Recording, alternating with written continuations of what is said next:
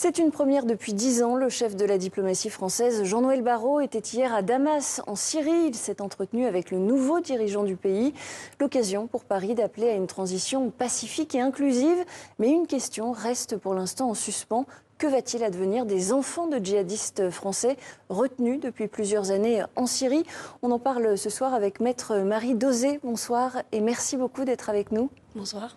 Vous êtes avocate au barreau de Paris. Vous défendez le collectif des familles unies qui regroupe donc les familles de ces enfants et adolescents détenus en Syrie. Et puis vous vous battez depuis plusieurs années pour leur rapatriement en France. La chute du régime de Bachar el-Assad, c'est une source d'espoir pour vous? Alors, c'est une source d'espoir, mais d'inquiétude aussi. Je parle évidemment de ces enfants et de leur sort. Certains, il reste 120 enfants français dans le camp Rouge, et il y a effectivement quelques majeurs et mineurs dans les centres Orkesh, Ouri et à la prison d'Alaya. Évidemment que la situation géopolitique oblige la France maintenant à prendre ses responsabilités. On ne peut plus attendre. On ne peut plus attendre parce qu'on ne sait pas très bien ce qui va se passer dans les années à venir. Qu'il est évident que les Turcs maintiennent une pression extrêmement forte sur la région où sont prisonniers ces enfants et ces jeunes région adolescents. Du nord-est de la Syrie. La région qu'on appelle le Rojava, là où nous sommes allés, où nous sommes entretenus avec ces enfants, ces mères, ces adolescents. Et très franchement, nous ne savons absolument pas ce qui peut advenir de cette région dans quelques mois et dans quelques années. Très concrètement, les risques immédiats pour ces enfants et adolescents, c'est quoi? C'est qu'ils soient tués par l'armée turque, par exemple, ou qu'on ne retrouve plus leurs traces? Mais le pire peut advenir, c'est-à-dire que effectivement, les attaques turques risquent fort de se multiplier. D'un autre côté, ils peuvent être récupérés par des groupuscules terroristes ou être confiés à des factions du régime, mais lequel, c'est l'incertitude totale. Et on ne peut pas continuer comme ça. Le vrai risque, c'est de voir tout le monde partir dans la nature. Et alors même, c'est déjà produit bien sûr, évidemment. Alors même que j'ai déposé encore récemment au Quai d'Orsay des demandes de rapatriement motivées, avec les noms, avec les prénoms, avec des mères qui signent « nous voulons rentrer avec nos enfants », avec des jeunes adolescents et des jeunes majeurs qui disent « on veut rentrer ». Oui, mais que vous répond le Quai d'Orsay? Écoutez, le Quai d'Orsay, j'allais dire, a répondu à peu près tout depuis 5 ou 6 ans. Jusqu'à être contraint. C'est-à-dire qu'on nous a même expliqué parfois que c'était beaucoup trop dangereux pour des militaires français de se rendre là où les grands-parents et nous, avocats, et notamment moi et Mathieu Bagard, coprésident d'Avocats sans frontières, allons. Aujourd'hui, le Quai d'Orsay doit simplement respecter l'arrêt de la Cour européenne qui a condamné la France pour ne pas avoir rapatrié. Je résume, je schématise, mais c'est quand même ça. Le Comité international des droits de l'enfant qui a condamné la France. Le Comité contre la torture des Nations Unies qui a condamné la France. Il reste 120 enfants français dans ces camps qu'il faut rapatrier. Et aujourd'hui, j'allais dire, c'est d'autant plus urgent que la situation géopolitique est celle-ci, mais d'autant plus facile aussi que cette situation géopolitique. C'est-à-dire qu'aujourd'hui, il y a vraiment une fenêtre de tir pour pouvoir récupérer ces enfants et adolescents. Vous l'avez dit, le ministre des Affaires étrangères est là-bas. Et ça fait 10 ans qu'aucun ministre des Affaires étrangères n'est allé en Syrie. La Turquie et les Kurdes sont d'accord sur une chose, le rapatriement. La Turquie a appelé les pays étrangers à rapatrier leurs prisonniers. Et les Kurdes appellent depuis 5 ans, 6 ans, 7 ans les pays étrangers à rapatrier leurs prisonniers. Donc il est temps que les pays étrangers et la France en tout premier lieu prennent leurs responsabilités. Vous avez établi en tant qu'avocate des contacts avec, ou cherché à établir des contacts avec les nouvelles autorités dirigeantes en Syrie? Non, pas à ce stade. Nous sommes en contact avec les autorités kurdes. Nous avons été reçus à plusieurs reprises par les autorités kurdes qui, à chaque fois, nous rappellent leur position. Et leur position, c'est que la France rapatrie les mineurs et les majeurs que nous détenons. Voilà. Mais c'est depuis 5 ans, 6 ans, 7 ans. Le même discours, la même position.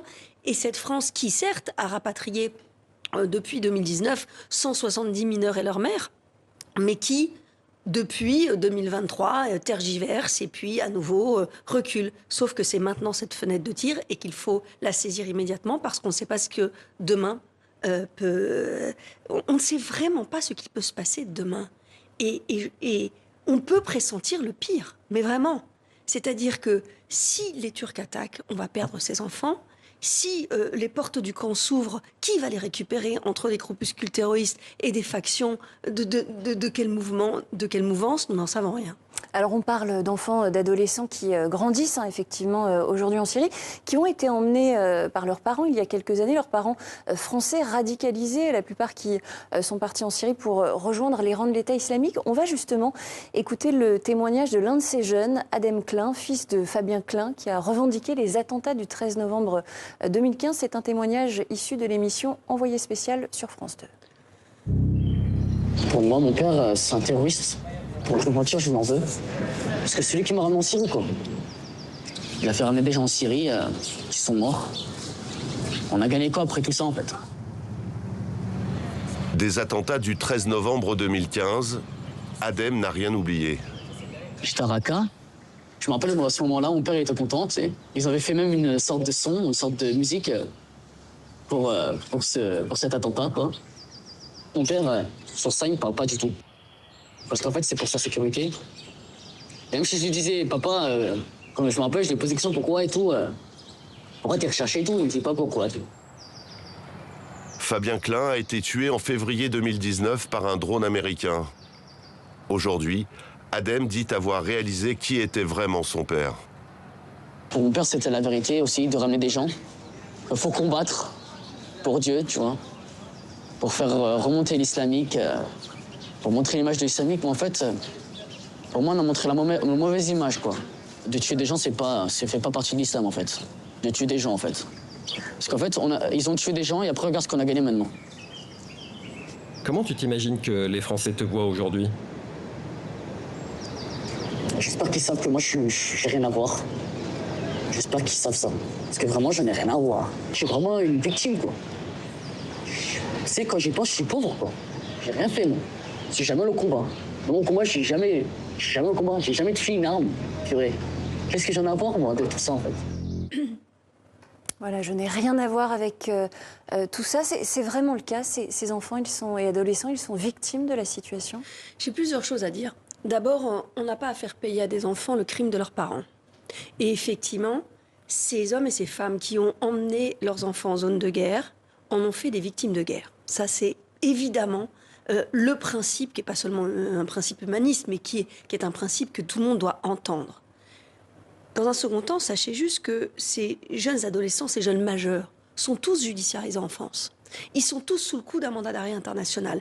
Et lorsqu'ils seront rapatriés, ils seront mis en examen et placés en détention provisoire. Ils le savent. Nous en avons discuté avec eux. Et ils sont d'accord. Mais bien sûr, ils savent qu'ils sont judiciarisés et ils savent que la justice française enquête sur ce qu'ils ont pu faire, malgré eux, contre leur volonté peut-être, parce que leurs parents les obligeaient à faire certaines choses. Je n'en sais rien, moi je n'ai pas accès à ces dossiers. Mais en tout cas, ils sont judiciarisés en France. Ce ne sont pas des jeunes majeurs ou des mineurs qui vont arriver sur le territoire français et qu'on va laisser aller et venir sans difficulté aucune.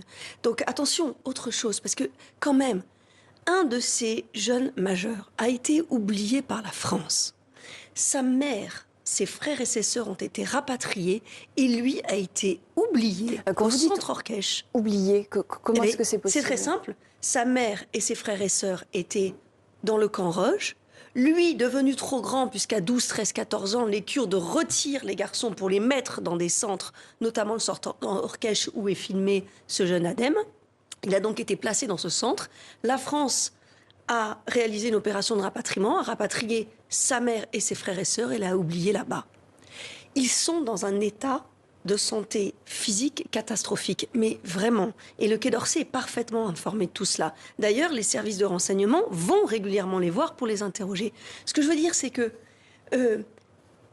nous savons faire. Des centaines d'enfants sont rentrés de Syrie depuis le début, depuis 2012, depuis 2013, 2014. Des centaines d'enfants. 170 ont déjà été rapatriés. Oui, mais alors pourquoi les autorités françaises ne veulent pas de ces 120 restants? Il s'est posé une question, il s'est posé un problème, c'est que certaines de ces femmes ne veulent pas être rapatriées. Et la question, à ce moment-là, précisément, c'est comment sauver certains enfants de leur mère. Voilà. C'est-à-dire que toutes celles qui, en 2022, 2023, ont dit « nous acceptons le rapatriement » après la condamnation de la Cour européenne, ont pu être rapatriées. Et puis, il y en a d'autres qui ont eu peur de la prison, qui ont eu peur de la séparation, qui se sont dit après 5 ans, 6 ans dans les camps, j'y arriverai pas, et qui ont reculé en se disant « on trouvera peut-être une autre solution ». Aujourd'hui, elles sont là-bas. C'est-à-dire qu'aujourd'hui, c'est un combat entre guillemets, un combat judiciaire entre ces femmes et les grands-parents qui sont en France et qui veulent récupérer les enfants. Mais il y a aujourd'hui des femmes qui veulent rentrer avec leurs enfants, qui ont évolué dans leur position, que nous sommes allés voir, et qui ont écrit très clairement à destination du Quai d'Orsay, on veut rentrer, on veut sauver nos enfants. Il y a une quarantaine de personnes qu'on peut sauver là, tout de suite, maintenant, et c'est ça l'urgence. C'est ça l'urgence aujourd'hui. Alors vous vous êtes rendu sur place, hein, justement, oui. dans la région du Rojava. Vous êtes allé dans ces camps, dans ces centres, hein, c'était l'été dernier. Dans quelles conditions vivent très concrètement ces jeunes? J'y suis allée avec Mathieu Bagard, co-président d'Avocats sans frontières France, et avec 7 grands-parents. J'ai accompagné des grands-parents, certains n'avaient pas vu leurs petits-enfants depuis 10 ans. Il faut rappeler que ces enfants, lorsqu'ils rentrent dans les camps, pour 90% d'entre eux n'ont pas 6 ans. Certains sont nés dans les camps. On a rencontré des enfants français, qui parlent aussi bien français que vous et moi, qui ont 6 ans, et qui pensent que le monde est une succession de camps, qui n'ont jamais rien vu d'autre que le camp. Donc ce sont des enfants qui, évidemment, psychologiquement, sont très atteints, qui, physiquement, sont rachitiques, qui, lorsqu'ils ont 10 ou 11 ans, ont l'air d'en avoir 7 ou 8, et qu'il faut sauver très vite, là, maintenant, tout de suite. Mais très concrètement, leur quotidien dans ces camps ressemble à quoi? Leur quotidien, c'est rien. Leur quotidien, c'est la boue, les tentes et les barbelés. Rien. Lorsqu'on arrive là-bas, nous sommes une attraction. Ils nous attendent tous, ils veulent nous toucher, ils veulent nous parler, ils veulent s'amuser avec nous, mais parce qu'il ne se passe strictement rien. Et une petite fille me disait « Tu habites dans la Tour Eiffel ? Et ton avion, il est où ?» Je lui dis « Mais il est très loin, mon avion. Il est dans quel camp, ton avion ?» Parce que le monde est une succession de camps. Enfin, tout ça, c'est quand même la responsabilité de la France. Les Kurdes appellent au rapatriement de tous ces enfants depuis le début, je le rappelle. C'est maintenant qu'il faut le faire parce qu'il y a vraiment une fenêtre de tir pour le faire. Vous disiez que vous étiez effectivement accompagné par les grands-parents. Comment les grands-parents ont vécu ces retrouvailles ou ces rencontres avec leurs petits-enfants dans les camps? Comment ça s'est passé très concrètement? Le plus terrible, c'est de les laisser derrière eux. Le plus terrible, c'est de les laisser derrière nous. C'est de partir. Parce qu'on a très envie de les prendre, de les emmener et de les ramener à leur pays, la France, à leur famille française et à la justice française. Ça a l'air si simple et en même temps, on se dit mais ça ne se fait pas et on doit rentrer sans eux. Alors même que c'est déchirant. C'est déchirant parce que eux veulent rentrer avec nous. Donc c'est à la fois évidemment un moment de très grande émotion, mais de très grand désespoir. Alors depuis, déjà, vous, en février 2024, vous aviez demandé leur rapatriement au Quai d'Orsay. On a quand même le sentiment que c'est un dossier qui embarrasse les autorités françaises. On a commencé à l'évoquer, mais il y a peut-être aussi le traumatisme des attentats que la France a vécu, a pu vivre ces dernières années. Et la peur finalement que cela se répète. Vous savez, en février 2019, tout le monde devait être rapatrié, tout le monde. Le plan de rapatriement était prêt. D'ailleurs, certains ministres l'avaient annoncé. Et puis, il y a eu une fuite dans les médias qui a fait que l'opération de rapatriement a été reportée. Et puis, un sondage qui fait que... Et ensuite, les gilets jaunes. Et ensuite, la crise sanitaire. Et finalement, la France s'est piégée. C'est piégée parce qu'à force de retenir cette décision, qui était inéluctable et qui était la seule bonne à prendre, eh bien, à force de la retarder, elle s'est prise à son propre piège d'une communication qui n'aurait jamais dû exister. Maintenant, nous sommes soutenus par les associations de victimes de terrorisme. Nous sommes soutenus par Life for Paris, par 13-11-15, par ceux-là même qui veulent que des procès se passent en France, que ces femmes soient jugées en France. Parce que là, quoi? Je veux dire, n'oublions pas quand même que le parquet national antiterroriste, les juges antiterroristes, travaillent sur les dossiers de chacun depuis 10 ans. Depuis 10 ans. Et que là-bas, ils ne peuvent pas être jugés, que personne ne peut être jugé. Et que ces enfants sont des enfants innocents. Donc oui, il y a eu une forme d'enlisement dans la communication qui fait qu'il a fallu attendre des condamnations des comités onusiens et de la Cour européenne pour que la France rapatrie. mais elle s'est rapatriée. Elle a rapatrié. Et justement, à ce sujet, la problématique de ces djihadistes, de ces Français qui partaient faire le djihad, rejoindre les rangs de l'État islamique en Irak et en Syrie, c'est pas un sujet qui concerne que la France.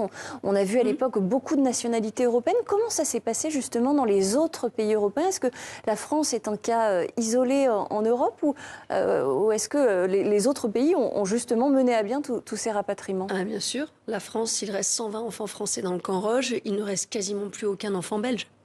Alors que la Belgique était le second pays à avoir attiré le plus de nationaux en Syrie. Et les pays européens ont rapatrié bien plus de personnes que la France, même si la France représentait le plus gros contingent. Mais elle a été effectivement très réticente. Elle a été très réticente et encore une fois pour de mauvaises raisons, qui sont plus liées à la communication qu'autre chose. Il faut rapatrier pour des raisons sécuritaires aussi. Et ça, c'est pas seulement l'avocat qui vous le dit, mais ce sont les plus grands professionnalistes du contre-terrorisme qui ne cessent de le répéter. Parce qu'il y a un risque de radicalisation, de re-radicalisation de ces enfants. Et puis on risque de les perdre. On risque de les perdre dans la nature. Alors justement, le rapatriement en France, c'est un espoir pour ces jeunes. On va écouter la suite de leur témoignage, toujours dans l'émission Envoyé spécial. Notre avenir est en train de se volatiliser. De base, la France, depuis qu'on est petit, elle nous dit que vous êtes les enfants de la République, je sais pas comment, en fait, non, en fait. Pour moi, c'est juste un mot, ça, en fait. Parce que si vraiment on était les enfants de la République, elle nous aurait rapatriés depuis le début. J'aimerais, que la France, elle me fasse rentrer. Et en plus, je sais qu'ils peuvent le faire, en fait. C'est pas, il n'y a que 4 gamins ici, tu vois. Il n'y a que 4 gamins qui demandent, en fait, de rentrer dans leur pays et de voir leur famille et de vivre en liberté, de vivre une vraie vie, quoi. On dit entre guillemets que la France, elle a peur de nous. On n'est pas comme vous croyez. Tu vois ou pas? Notre famille, ils ont fait des trucs. Nous, on n'est pas obligés, on est comme eux. Tu vois ou pas? C'est comme ça. Si moi, je suis là, tu vois. Comment toi, tu sais? Est-ce que moi, j'ai changé ou pas? Comment tu sais? Tu vois ou pas? Vas-y. Moi, j'ai un centre ici. Prends-moi en France, aussi d'un centre. Tu vois? Et tu vas voir. Tu vois? Voilà, ce deuxième jeune, vous l'avez rencontré aussi? Oui, nous avons rencontré les 4 jeunes majeurs et le mineur de 15 ans qui est au centre Orkèche, parce que vous imaginez quand même qu'il y a un gamin de 15 ans qui a été emmené par ses parents à l'âge de 5 ans, qui est tout seul au centre Orkèche, sans sa mère, sans sa fratrie. Et tout ça est dramatique. Ils ont été emmenés à l'âge de 7 ans, 8 ans, 10 ans. Ils n'ont pas choisi de naître en Syrie ou d'être emmenés en Syrie. Ce sont des victimes de guerre. La France doit prendre ses responsabilités. Ce sont des victimes de guerre. La France doit prendre ses responsabilités. Un dernier mot, il nous reste une dizaine de secondes. Vous croyez à leur réinsertion au sein de la société française? Mais évidemment que j'y crois. Vous savez, je défends certaines femmes qui sont aujourd'hui parfaitement réinsérées. Et puis, réinsérer un enfant, ça veut dire quoi? Ils n'avaient pas 2 ans, 3 ans, 4 ans quand ils rentrent dans ces camps. De quoi parle-t-on? Ce sont des enfants. La capacité de résilience des enfants, elle est extraordinaire. Ils sont polytraumatisés par la guerre. On n'est pas en train de parler d'enfants qui sont idéologiquement problématiques. Ce sont d'abord des victimes de guerre. Merci beaucoup, Maître Marie Dauzé, avocate du collectif des Familles Unies. Merci beaucoup d'avoir été avec nous.